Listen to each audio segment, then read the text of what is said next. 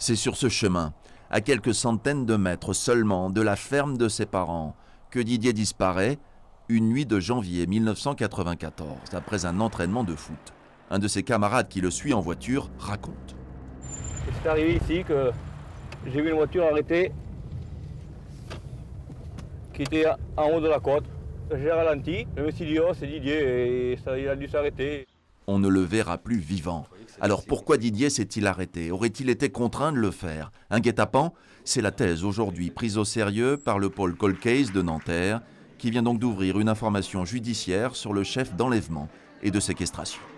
Il y a toujours plusieurs pistes et plusieurs hypothèses, mais cette hypothèse-là est une hypothèse sérieuse et qui est en cours de vérification.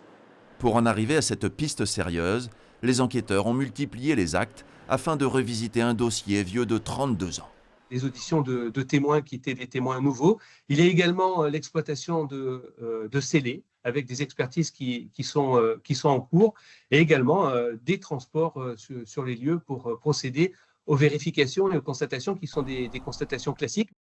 D'autres investigations vont être menées, car si Didier Seignol a été victime d'un guet-apens qui pourrait impliquer 3 personnes, quelle en est la raison? Une querelle autour d'un bornage de propriété?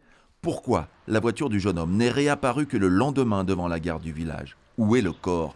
Les interrogations sont encore nombreuses pour la famille qui se réjouit cependant de cette avancée.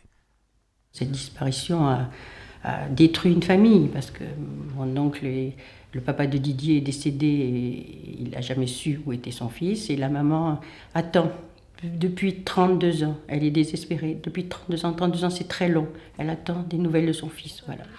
La famille de Didier, qui a toujours penché pour la piste criminelle, attend beaucoup de ces prochaines semaines qui pourraient être déterminantes afin de lever le voile sur une des plus grandes énigmes criminelles d'Aquitaine.